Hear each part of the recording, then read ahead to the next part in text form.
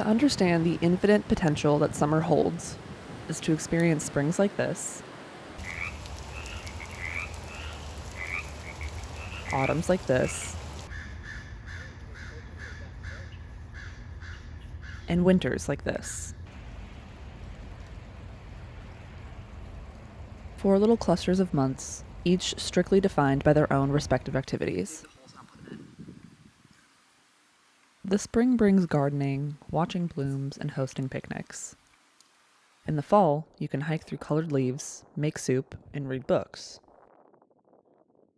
Winter is for snow activities, drinking with friends, and depressions. And summer is for just about everything else you can think of.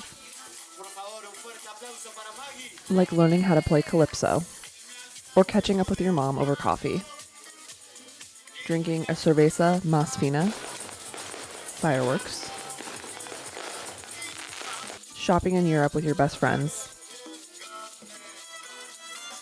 Catching up on the New York Times games. Supporting your home team. Stick and pokes. Live performances. Skipping with friends. Learning tricks. Practicing your mixology.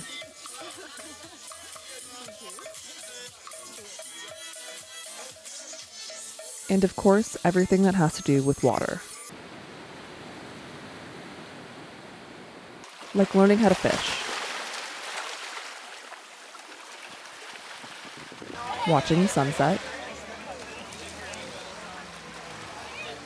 Snorkeling.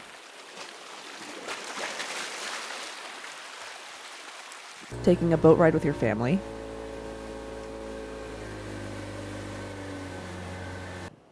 Taking a bigger boat ride with strangers. Learning how to surf.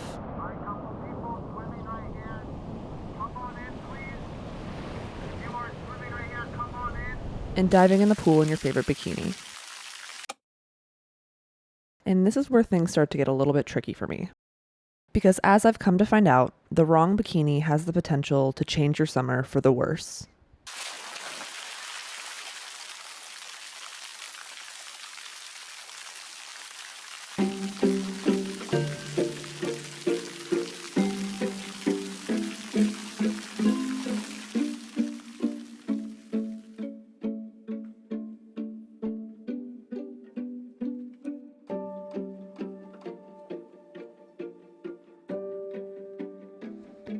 Bikinis can be categorized into 2 discernible groups.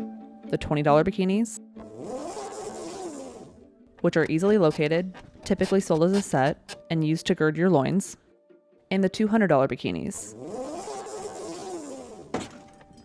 which are also used to gird your loins, but are sold as 2 separate pieces by boutique online stores that do not accept returns. So what's going on here?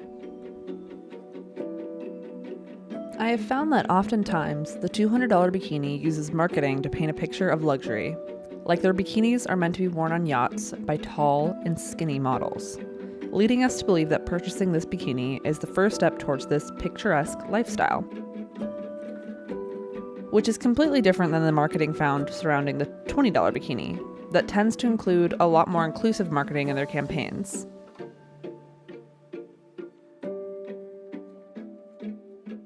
Because bikinis are meant to be worn by all of God's creatures.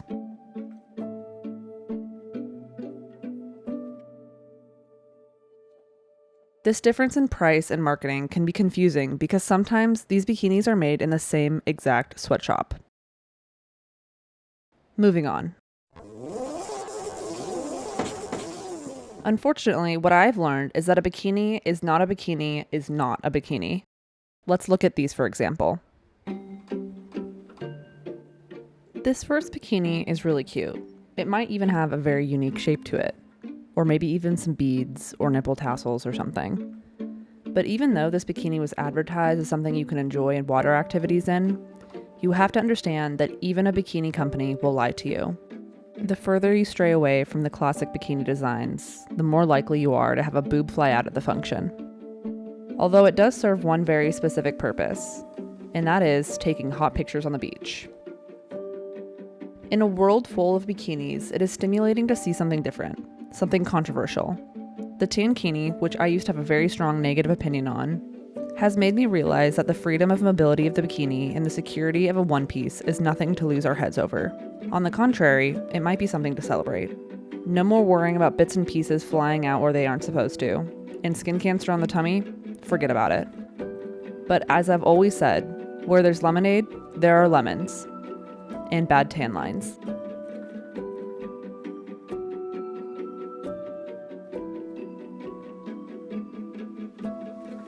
And finally, there's the sports bikini, which I could spend hours saying good things about. But in this instance, I feel that the best words are no words.